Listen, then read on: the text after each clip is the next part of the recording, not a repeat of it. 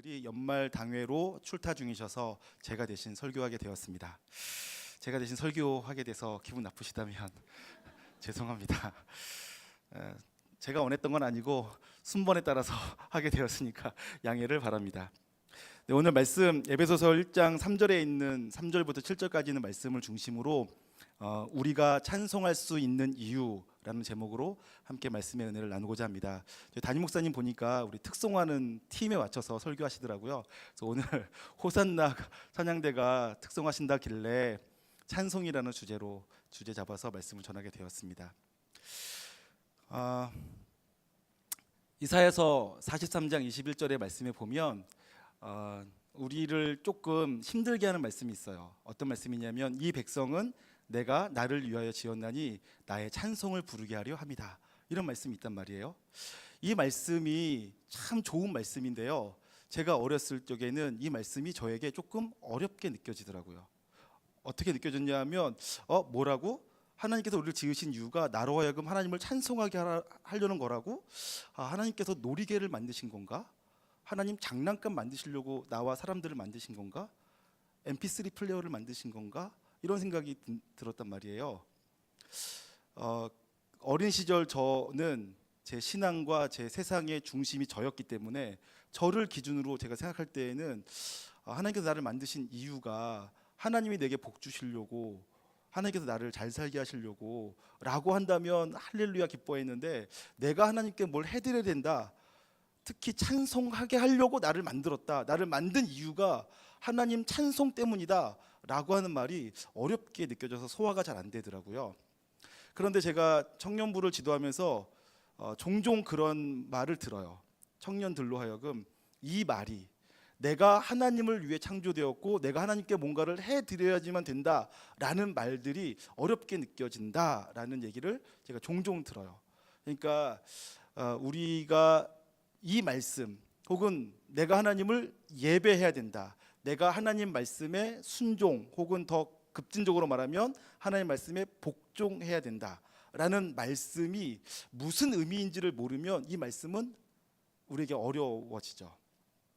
그래서 이사야서 43장 21절에 있는 그 말씀을 우리가 이해하는 게 너무너무 중요합니다. 그 말씀을 이해하기 위해서 우리가 첫 번째로 먼저 확인해야 될 개념이 한 가지가 있는데요. 찬송이라는 것입니다. 여러분, 찬송은 단지 노래가 아닙니다. 찬송은 노래가 아니라 그 노래를 하게 되어지는 이유, 그것이 찬송이죠. 우리가 좀 아까 주의 손에 나의 손을 포개고 주의 발에 나의 발을 포개어라는 노래, 찬송을 불렀어요. 근데 그 노래하는 노래 자체가 찬송이 아니라 그 노래를 부르는 자들의 고백, 마음의 고백, 주 보혈이 나의 모든 죄를 씻겼고 주님이 나를 살리셨다, 그래서 나는 주님 안에서 새로운 백성이 되었다, 그래서 나는 이제부터는 나를 위해 살지 않고 주를 위해 살고 싶다라는 믿음이 생겼다, 그것을 고백하는 것이 찬송인 거죠. 그러니까 찬송의 이유가 찬송인 것이지 찬송하는 그 행위 자체가 찬송이 아닌 것입니다. 카세트 테이프에서 하루 종일 주님을 높이는 가사의 노래가 나온다 할지라도 그 카세트는 주님을 단 한순간도 찬송한 적이 없어요. 그건 그냥 노래가 틀어 나오질 뿐이죠. 하지만 초등학교 아이라 할지라도 그 아이가 그 중에 한 소절이라도 자기의 고백 삼아서 맞아, 하나님은 내게 그런 분이셔 라고 고백할 이유가 생기는 순간, 그것이 바로 찬송이 되는 것입니다. 그래서 찬송이란 하나님께서 우리 안에 찬송할 이유를 주시고, 혹은 더 나아가서 하나님이 우리의 찬송의 이유가 되실 때 비로소 찬송하게 되는 것이에요. 자, 그렇다면 만약 개념을 그렇게 정리한다면 이 백성은 내가 나를 위해 지었나니 나를 찬송하게 하려고 한다라는 이유는 하나님께서 우리로 하여금 계속해서 하나님을 노래할 만한, 하나님께 감사할 만한 이유를 주신다라는 것, 하나님이 우리에게 감사하고 찬송할 이유가 되어 주신다라는 것을 의미합니다. 그래서 신앙이 좋아야지 이사야서 43장 21절에 있는 말씀을 이해하는 것이 아니고요, 하나님이 내게 어떤 분이신지를 깨달아야지 이 말이 소화가 되기 시작합니다. 더 열심히 뭔가를 해서 하나님을 찬송한다라는 이 이사야 43장 말씀이 이해되는 것이 아니라 하나님과 동행하며 살다 보니까 하나님이 정말로 내게 너무나 소중한 분이시라는 게 깨달아졌을 때, 그때 내 속에서 하나님을 향한 찬송이 막 솟아나기 시작할 때, 누가 알려줘서가 아니고 하나님이 내 속에 찬송이 되실 때, 그때 비로소 하나님께서 나를 이렇게 살라고 부르신 거구나 라고 깨달아지면서 이사야서에 있는 말씀이 소화되기 시작하는 줄 믿습니다. 저는 오늘 그래서 그러한 큰 맥락을 가지고 왜 하나님이 내게 찬송이 되시는가, 왜 나는 하나님을 찬송하며 살 수 있는가, 또 어떻게 내가 하나님을 찬송하며 살 수밖에 없는가 하는 것들을 좀 나눠보도록 하겠습니다. 오늘 말씀은 사도 바울이 에베소 교회 성도들을 향해서 쓴 편지입니다. 그런데 이 편지에서 인사말을 끝내자마자 곧바로 사도 바울이 하는 말이 찬송하리로다 라고 선포합니다. 사도 바울이 그러니까 에베소 성도들을 향하여서 편지 쓸 때 가장 먼저 하고 싶었던 말은 뭐냐면 인사말을 끝내자마자 찬송하겠다라는 것이에요. 찬송하고 싶다. 나는 하나님을 지금 찬양하고 있다. 내 속에 찬양할 이유가 넘친다. 이렇게 고백하고 있는 거고 선포하고 있는 것이고 또 알려주고 있는 것입니다. 그런데 사도 바울쯤 되는 신앙의 대가니까 당연히 하나님 찬송해야지라고 생각한다면 그 말도 맞지만 조금만 우리가 배경을 보자면 어떻게 찬송할 수 있었지? 라는 생각이 들 수 있습니다. 왜냐하면 지금 사도 바울은 진수성찬을 앞에다 놓고 또 따뜻한 방바닥에 앉아서 글을 쓰고 있는 것이 아니었어요. 그는 지금 편안한 환경에서 남부럽지 않은 휴양지에서 편지를 쓰고 있는 것이 아니었습니다. 그는 지금 복음을 전하다가 감옥에 갇혀 있는 상태예요. 감옥에 갇혀서 이 신체가 구속당하고 그 다음에 추위와 싸워야 되고 더위와 싸워야 되고 벌레와 싸워야 되는 그런 상황 속에 있어요. 자기가 언제 이 감옥 밖으로 나가게 될지 기약할 수 없는 상태 속에 있었던 거죠. 감옥 속에 갇혀 있어요. 그래서 그냥 언뜻 보면 사도 바울의 상황은 찬송은커녕 하나님을 원망하고 자기 신세를 한탄하고 자기 주변 사람들에게 여기저기 편지와 사람을 보내어서 나 좀 도와달라, 나 좀 살려달라, 나를 위한 구명활동을 해달라라고 애걸복걸해야만 될 것 같은 상황이란 말이에요. 그런데 눈에 보이는 상황은 그러야 했음에도 불구하고 사도 바울은 전혀 하나님을 원망하지도 않고 자기 신세를 한탄하지도 않고 다른 사람들에게 편지 쓰고 있는데 그 이유가 나 좀 살려줘, 나 좀 도와줘, 너희가 나를 잊으면 안 돼, 나를 위한 구명활동을 해줘 라는 편지가 아니라 도리어 그들을 축복하고 격려하고 하나님을 찬송하고 있단 말이에요. 아니 도대체 어떻게 그럴 수가 있는가? 아니 어떻게 그렇게 어떻게 보면 억울한 상황이죠. 하나님을 위해서 사도 바울이 했던 문제라면 하나님을 위해서 복음 전한 것밖에 없어요. 어떻게 하든지 사람들에게 생명 주기 위해서 애쓴 노력 죄밖에 없어요. 근데 그것 때문에 자기가 지금 감옥에 갇혀 있다 그러면 억울할 법도 하잖아요. 답답할 법도 하잖아요. 사람들에게 좀 나 좀 도와달라고 할 법도 하잖아요. 근데 사도 바울은 그런 거 하나도 신경 쓰지 않았어요. 그런 거는 하나도 대수롭게 여기지도 않고요. 도리어 그 상황 속에서 에베소 교회 성도들을 걱정하면서 그들을 축복하고 그들을 살려내고 자기 생명도 지금 위험한 처지에 있는데 다른 사람의 생명을 살려내려고 하면서 도리어 하나님을 찬송하고 있대요. 우와, 놀랍지 않습니까? 놀라셔야 되는데 아무도 안 놀라셔서 제가 다 놀랐습니다. 여러분 놀라셔야 돼요. 진짜 이렇다면 여러분 주변에 진짜 이런 사람이 있으면 여러분 놀라셔야 돼요. 아니 너 도대체 왜 그러니? 너 어쩌려고 그렇게 주님만을 위해 살아가는 거야? 아니 너 네 몸을 안 돌보는 거야? 네 가족은 안 돌보는 거야? 네 인생도 좀 챙겨봐 라고 말할 법한 상황이에요. 더군다나 그 상황에서 감사하고 있다 그러면 정말 놀라운 상황이죠. 넌 머리가 어떻게 된 거 다니니? 너 진짜 예수에 미쳤구나 이런 말이 막 절로 튀어나올 만한 상황이라는 거예요. 사도 바울은 확실히 예수에 미친 사람이겠죠. 그런데 그래서만이 아니라 사도 바울 안에는 비논리적인 상식으로 인한 그런 미친 상태여서 이렇게 안 좋은 상태에서도 찬송한 것이 아니라 사도 바울의 논리 속에서는 찬송할 만한 이유가 명백하고 분명하고 자꾸 넘쳤어요. 다만 세상 사람들이 그것을 이해 못하는 거죠. 사도 바울 안에는 찬송할 만한 이유가 감옥 속에 있음에도 불구하고 찬송할 만한 이유가 넘쳤다고요. 사도 바울은 비록 자기가 추위에 떨고 더위에 땀 흘리고 벌레들에게 물리면서 어떻게 앞이 깜깜하게 보여지는 상황임에도 불구하고 그것은 세상 사람들이 보는 기준에서 그럴 뿐이지 사도 바울 자신 안에는 감사할 거리가 넘치고요, 찬송할 거리가 넘치고요, 행복해 미치는 거예요. 무엇이 사도 바울을 그렇게 만들었을까 하는 것을 생각해 봐야 됩니다. 그 이유가 곧 나오죠. 1장 3절에 찬송하리로다 하나님 곧 우리 주 예수 그리스도의 아버지께서 그리스도 안에서 하늘에 속한 모든 신령한 복을 우리에게 주시되 라고 했어요. 모든 신령한 복을 우리에게, 나와 너에게, 너희에게 주셨다라고 하는 거죠. 그러니까 사도 바울이 지금 감옥소에 갇혀 있음에도 불구하고 찬송하는 이유는요, 하나님이 주신 신령한 복 때문에 그런 거예요. 신령한 복. 여러분, 그러면 이제부터 신령한 복이 또 무엇인가에 대한 개념 정리를 좀 하고 가야 되겠습니다. 여러분, 복에는 제 생각에 누가 정리해 준 게 아니라 제 스스로 정리한 거니까 생각이 틀리실 수 있는데, 제 생각에 복에는 3가지 종류가 있는 것 같아요. 첫 번째 종류의 복은 이런 복인데요, 이게 복인지 아닌지 헷갈리는 복이 있어요. 예를 들면 복권을 하나 샀는데 당첨된 거예요. 우와, 놀랍잖아요. 근데 이게 복인지 아닌지 헷갈릴 수가 있어요. 최근에 있었던 일이에요.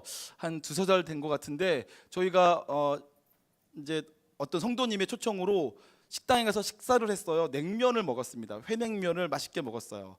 그거 나오려고 그러는데 그 냉면집에서 복권 아니면, 그러니까 한 줄 1,000원짜리, 그러니까 1,000원 주면 살 수 있는 그 하나짜리 복권 아니면 뭐를 가져가라고 했는데, 제가 장난삼아 복권 주세요 가져갔어요. 그럼 복권을 가지고선 제가 교육자분들한테 차 안에서 얘기했죠.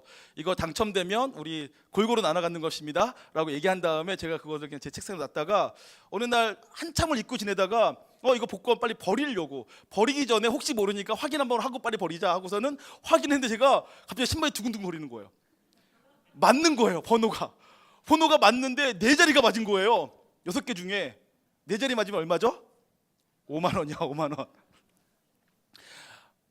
하나만 더 맞지 막 이런 생각이 들더라고요. 제가 저희 교육자들한테 여기 보세요 복권이 맞았어요 우와 하면서, 아무튼 5만 원 맞아가지고요, 저희 교육자, 전임 교육자 4명이서 담임 목사님 빼고 4명이서 네, 담임 목사님 모르게 한 일이어서요, 오늘 안 계셔서 하는 말인데요, 저희 교육자들, 전임 교육자들끼리만 나눠갖고 그 자리에 형준이가 있었어요. 그래서 제가 형준이 10,000원 해서 형준이 10,000원 줬어요. 형준이 정확하게 10,000원 줬습니다. 기억할 거예요. 지갑 속에 제가 넣어줬어요. 제가 그거 안 뺐습니다. 치사하게.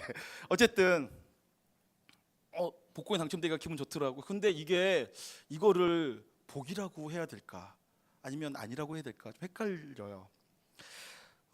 공부를 안 했는데 다 아는 문제만 나왔어요. 그래가지고 성적이 잘 나왔어요. 평소보다 성적이 훨씬 잘 나왔어요.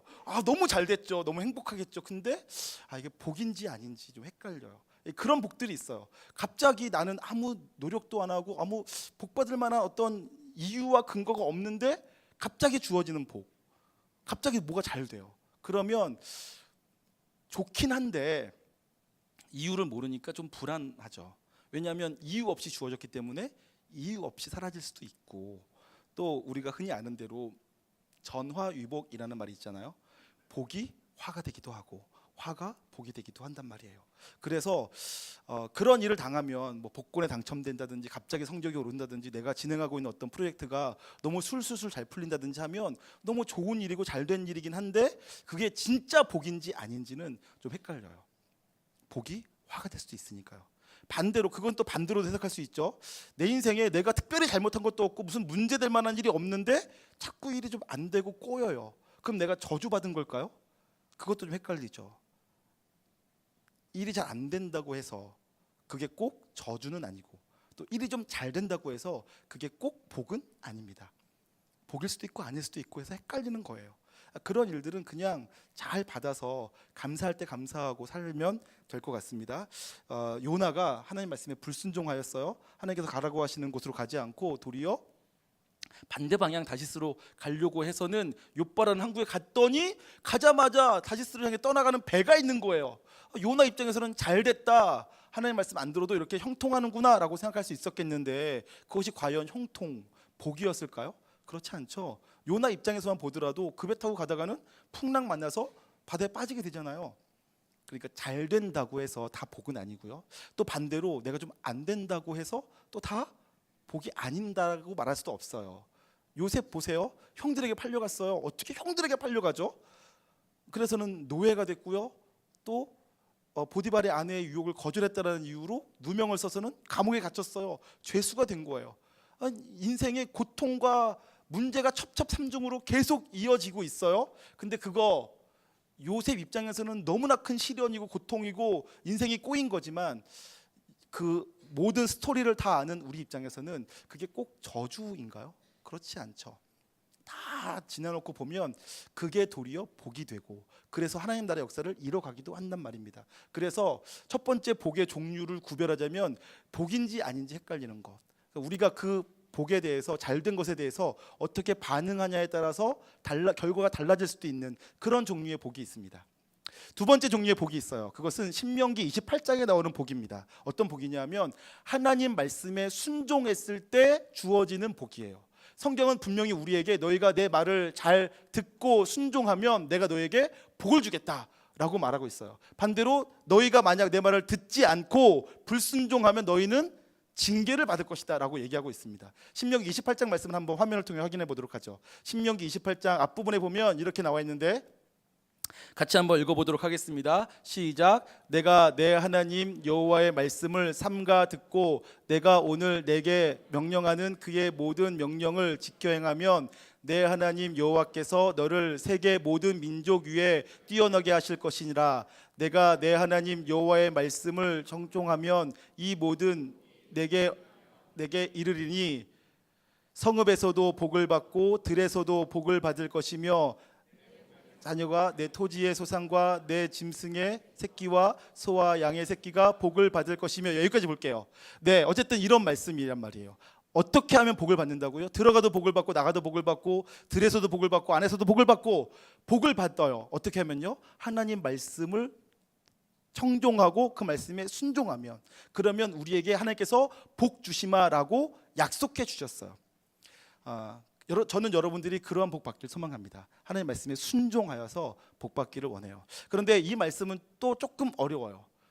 우리가 하나님 말씀에 순종하여서 복 받는 것은 예비된 복이고 당연한 복이에요. 그래서 하나님이 주시는 거긴 하지만 내가 어떻게 행했느냐에 따라서 결과가 달라지는 복입니다. 내가 하나님 말씀을 듣고 하나님 말씀에 순종하고 하나님 말씀대로 살아가면 복을 받아요. 그런데 우리에게 아주 심각한 문제가 있죠. 어떤 문제죠? 복 받기를 간절히 원하지만 하나님 말씀에 순종하고 살아갈 능력과 역량이 부족해요. 그래서 우리는 순종하면 복 받는 걸 알면서도 불순종할 때가 너무 많아요. 거역할 때가 너무 많은 거죠. 그래서 때로는 순종하여서 복 받기도 하고 불순종하여서 징계를 받기도 해요. 우리 징계에 관한 말씀도 한번 보도록 할까요? 신명기서 후반부에 있죠. 28장 20절부터 24절까지인데 여러분 제가 죄송해요. 제가 안경을 바꿔 끼고 와가지고 저 글자도 안 보이네요. 여러분들이 좀 크게 읽어주시면 감사하겠습니다. 시작.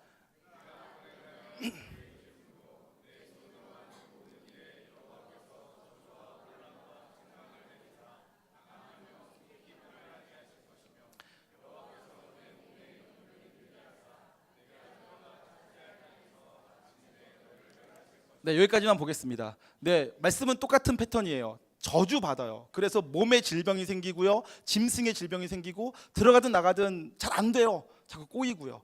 그리고 그럼에도 불구하고 하나님의 말씀을 계속 안 들으면 그 징계가 7배나 더해지죠. 그래도 안 들으면 7배나 더하고요. 그러다가 마침내는 세계 열방에서 수치를 당하게 될 것이고 사로잡혀가게 될 것이다. 뭐 이런 말씀이 담겨져 있어요. 어떻게 할 때요? 불순종할 때, 하나님의 말씀을 들으려고 하지 않고 듣고도 행하려고 하지 않을 때 이러한 일이 벌어진단 말입니다. 그러니까 축복과 저주가 있어요. 그 축복을 받거나 저주를 받는 근거는, 기준은 내가 하나님 말씀을 순종하였느냐 순종하지 아니하였느냐에 달려 있어요. 그래서 우리는 부단히 하나님 말씀에 순종하여서 예비된 복, 순종하면 당연히 주어지기로 되어 있는 복을 받으시며 살았으면 좋겠어요. 그런데 안타깝게도 우리는 그러지 못하여서 하나님께서 하지 말라고 하는 짓들을 계속 반복적으로 나 스스로도 하기 싫지만 어떻게 죄에게 이끌려서 계속 죄를 짓고 살아가는 안타까운 현실 속에서 징계를 계속해서 받기도 하죠. 그래서 두 번째 종류의 복은 내가 하나님 앞에서 어떻게 살았느냐에 따라서 달라지는 복입니다. 이 복은 하나님으로부터 주어지는 복이긴 하지만 내가 어떻게 했느냐에 따라서 달라지기 때문에 어떻게 보면 내가 얻어내는 복으로 여겨질 수도 있어요. 그럼에도 불구하고 여러분들에게 제가 축복하고 싶은 것은 여러분들 하나님 앞에 열심히 잘 사셔서 하나님께서 주시마 하신 모든 복들을 다 누리시길 소원합니다. 네, 그런데 두 번째 복은 그럼에도 불구하고 어려워 보여. 근데 세 번째 복이 있습니다. 이 세 번째 복이 바로 신령한 복이에요. 오늘 말씀에 있는 복이죠. 신령한 복. 이 복은요, 나의 상태와 상관이 없어요. 내가 잘했느냐 못했느냐와 상관이 없고요, 내가 잘생겼느냐 못생겼느냐와 상관이 없습니다. 내가 똑똑하냐 똑똑하지 못했느냐와 상관이 없어요. 하나님께서 우리에게 그냥 은혜로 선물로 주신 복인 거예요.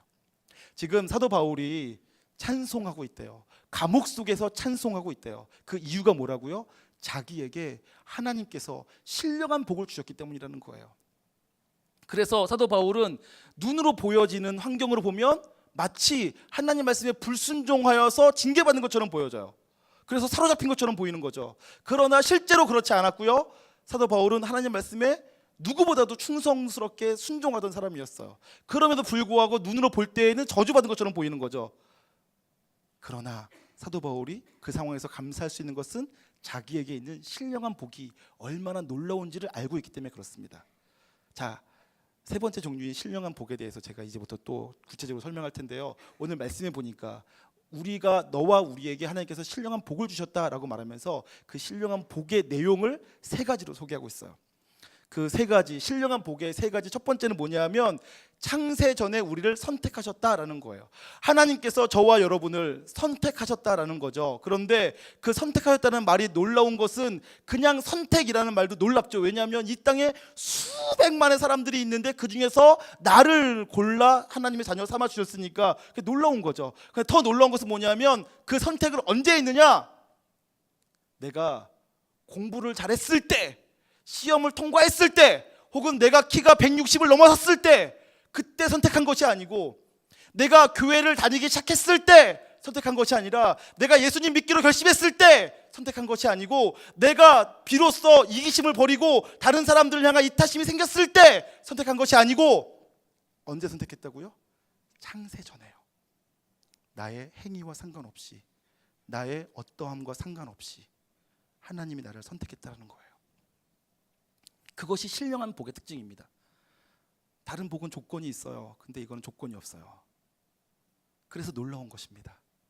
여기 계신 분들은 조건이 있었으면 여기 못 앉아 계실 분 많이 계시잖아요. 네, 농담입니다. 저를 비롯하여서 여기 조건이 있었으면 못 올 사람이 있었을 뻔했는데 다행히 조건이 없어서 저 여러분 이 자리에 있는 거예요.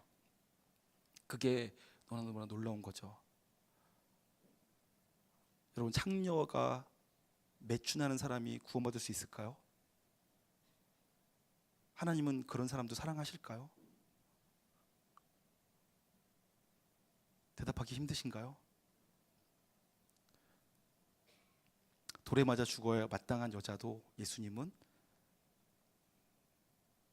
나도 너를 정죄하지 않겠다, 가서 다시는 죄를 저지르지 말아라 하고 살려보내시고 용서하시고 기회를 주시죠. 하나님은 우리를 너무나 사랑하시는데요, 나의 행위와 상관없이 나를 사랑하세요. 그것을 신령한 복인 줄 믿으시길 바랍니다. 제가 아들만 셋 낳는데요, 세 아들이 다 잘생겼어요. 감사하게도 아빠 닮아서 너무 잘생겼는데 혹 제가 진짜로 원하지 않았지만 그 셋 중에서 한 아이가 코가 없이 나왔어도, 혹은 손이 팔 하나가 없이 나왔어도 그 아이는 제 아이입니다. 제가 그 아이를 절대로 코가 없거나 손이 없다고 넌 내 새끼 안 돼, 내 새끼 되려면 아빠 닮아야 돼 라고 말할 생각이 전혀 없습니다. 저같이 어리석고 연약한 사람도 내 새끼를 향해서 그렇게 말을 하는데요, 하나님, 전능하신 하나님, 사랑이신 하나님께서 여러분들이 조금 못났다고, 조금 덜 생겼다고, 좀 무식하다고, 혹은 여러분들의 행위가 조금 좀 덜 떨어졌다고, 너는 내 새끼 이제부터는 아니다, 호적에서 파버릴 거야, 이렇게 말씀하시지 않으신다라는 거, 그게 신령한 복입니다. 너무 놀라운 축복이죠.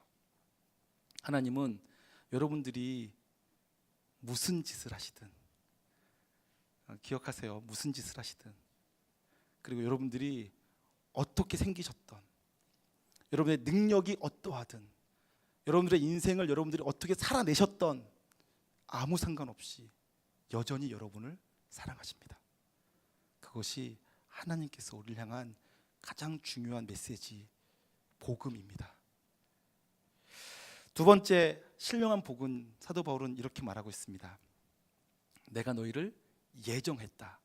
예정했다라는 말이 이런 거예요. 내가 너희를 향한 계획이 있다라는 거예요. 근데 그 계획이 뭐냐 하면 이 두 번째인데요. 내가 너희를 향한 계획이 있다. 너를 향한 예정이 있다. 내가 너를 선택해서 만들고 싶어 하는 것인데 뭐냐 하면 내가 너희를 흠이 없이 거룩하게 만들고자 하는 계획이 있다라는 얘기입니다. 한번 확인해 보도록 할까요? 4절입니다. 곧 창세 전에 그리스도 안에서 우리를 택하사 우리로 사랑 안에서 그 앞에 거룩하고 흠이 없게 하시려고 그 기쁘신 뜻대로 우리를 예정하사라고 되어 있죠. 그러니까 우리를 기쁘신 뜻대로 예정하셨는데 어떻게 하시려고요? 거룩하고 흠이 없게 하시려고 예정하셨다라는 거예요. 자, 그러니까 이 말을 제가 조금 더 쉽게 설명하면 이런 거예요. 창녀라도 괜찮아요. 주님은 사랑하십니다. 그 다음에 어떻게 하시냐 하면 그가 그 죄된 삶에서, 그 삶의 굴레에서, 그 한계 속에서 벗어나 조금씩, 더딜지라도 조금씩, 아주 조금씩이라도 점점 성장하게 하신다고요. 자라가게 하신다고요. 그 안에 주님께서 내주하기 시작하시며 생명이 되셔서 그로 하여금 계속해서 주님을 알고 싶어하게 만들고요, 주님 뜻대로 살아가고 싶게 만들고요, 그래서 나중에는 예수님처럼 살게 만드십니다. 그것이 우리를 향한 주님의 예정하심이에요. 계획이죠. 그러니까 우리가 어떠한 상태에 있든지 상관없이 우리를 선택하셨어요. 그 다음에는 우리를, 내가 아무리 저항해도 끊임없이 우리에게 살아나는 힘을 공급해 주세요. 식물로 치자면 거름을 주시고요, 얘가 식물이 안 자라려고 애를 써도 계속 거름 주고 물 주고 햇빛 쬐어주고 자랄 수밖에 없도록 계속 만들어준다는 얘기예요. 자라가게 하세요. 여러분들은 지금 그런 하나님의 역사하심 속에 있어요. 하나님께서 여러분들에게 오늘 이 말씀을 듣게 하시며, 또 집에 들어가다가 말씀이 생각나게 하시고, 어느 날 갑자기 잠자기 전에 갑자기 기도하고 싶은 열망을 주시고, 혹은 자다가 일어났는데 갑자기 감사가 넘치게 하시고, 나도 모르게 하나님이 너무 좋아지게 만드시며 하나님을 위해 살게 만들고, 그러면서 자라가게 하세요. 점점 그렇게 만드시는 거예요. 우리 하나님께서요. 그것이 우리 하나님의 예정하심입니다. 여러분을 거룩하고 흠이 없게 하시려고 기쁘신 뜻대로 예정하셨어요. 그것이 신령한 복이에요. 여러분은 지금 예수님으로 말미암아 조금씩 성장하고 자라가고 있는 과정 중에 계십니다. 거절하지 마시고 그냥 그 하나님의 은혜를 잘 누리시면, 잘 커가시면 더 좋으실 것 같습니다. 세 번째, 우리 주님께서 우리에게 주신 것은 우리로 하여금 하나님의 아들이 되게 하십니다. 하나님의 아들이 되게 하셨다라는 것은 정말로 놀라운 소식인데요, 우리의 신분을 바꿔줬다는 얘기를 하는 것입니다. 전에는 우리가 어둠의 자녀였어요. 그리고 죄의 종이었죠. 그래서 죄가 이끌어가는 대로만 살았어요. 죄로부터 벗어나고자 해도 잘 벗어날 수가 없었어요.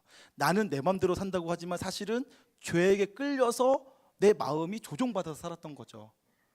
그래서 죄 안 짓고 싶어도 어쩔 수 없이 죄를 짓고 죄에 끌렸어요. 근데 이제 하나님의 자녀가 되면요, 죄의 노예에서, 죄의 종에서 벗어나 하나님의 자녀가 되어서 조금씩 빛의 자녀다운 삶을 살아갈 수 있게 되어져요. 고민하실 필요 없어요. 그냥 가만히 계셔도 그렇게 될 거예요. 여러분들이 노력해서 그렇게 되는 것이 아니라 하나님께서 여러분들로 하여금 그렇게 살게 하세요. 하나님의 자녀된 신분을 주시고 그 신분에 맞도록 하나님께서 우리에게 복을 주기 시작하시죠. 여러분들이 오늘 저녁에 기도하실 텐데요, 기도할 때 주님께 크게 기도하지 않으셔도 괜찮아요. 눈물을 흘리며 기도하시면 좋지만 그러지 않아도 괜찮아요. 여러분들이 기도하는 기도가 크든 작든, 논리적이든 논리적이지 않든 상관없이요, 여러분들이 하는 기도가 합당하면 하나님은 들어주세요. 하나님께서 우리의 기도를 들어주는 이유는 우리가 열심히 기도했거나 기도의 내용이 근사해서가 아니라 하나님이 우리의 아버지시기 때문에 들어주시는 거예요. 그래서 우리가 하나님의 자녀가 됐다는 것은 굉장히 놀라운 소식입니다. 그것이 바로 신령한 복인 거죠. 사도 바울은 이 세 가지 신령한 복이 자기 안에서 너무 크게 소리치는 거예요. 하나님은 나를 창세전에 선택하셨다. 그리고 하나님은 나를 지금 거룩하고 흠이 없게 하시려고 예수 그리스도 안에서 나를 예정하시고 그 길을 이끌고 가시다.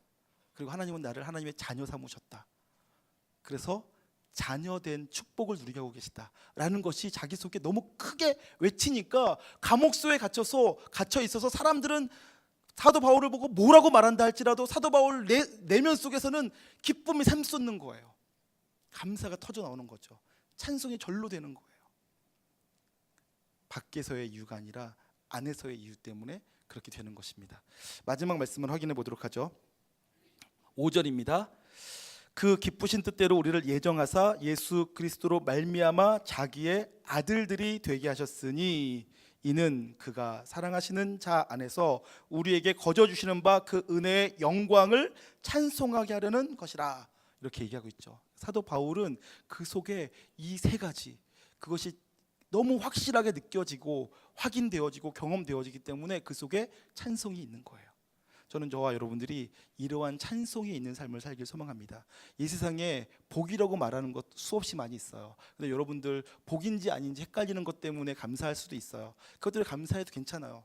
그리고 여러분 열심히 말씀에 순종하여서 얻게 되어지는 복 때문에 감사하시는 것 좋습니다.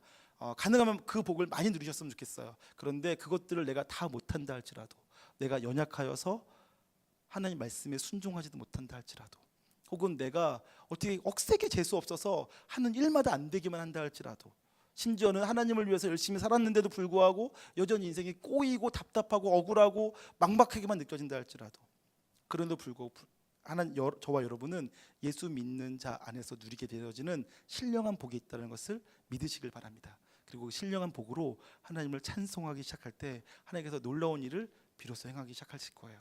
여러분 오늘 저녁 기도하실 때 이러한 기도 한번 해보시겠어요? 하나님, 제가 하나님의 영광 되길 원합니다. 제가 하나님의 영광이 됐으면 좋겠습니다. 제가 하나님을 영화롭게 해드렸으면 좋겠습니다.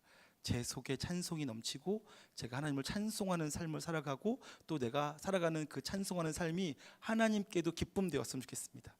나 같은 것이 무슨 하나님께 기쁨 드리겠습니까마는 그러고 싶다라고 고백하기 시작하시는 순간부터 하나님께서 여러분의 삶 속에서 더 크게 일하시기 시작할 거예요. 그래서 누리셨으면 좋겠습니다. 저와 여러분에게는 신령한 복이 있어요. 그래서 그 내가 하나님의 신령한 복을 이미 받은 사람이라는 확신이 있다면 우리는 이렇게 살게 되죠. 내게 주어지는 모든 환경이 사실은 다 복이구나. 하나님께서 지금 나에게 놀라운 일을 행하고 계시는구나. 내가 잘 이해를 못할 뿐이지 다 복이구나, 다 은혜구나 라는 생각들을 하게 되고요. 그러면 환경이 새롭게 보이기 시작하고 새롭게 해석되어지기 시작하고, 그래서 어떠한 환경 속에서도 감사할 수 있게 되고 찬송할 수 있게 되고 노래할 수 있게 되어지는 거죠. 저는 저와 여러분이 그런 삶 사시기를 주님의 이름으로 축원합니다.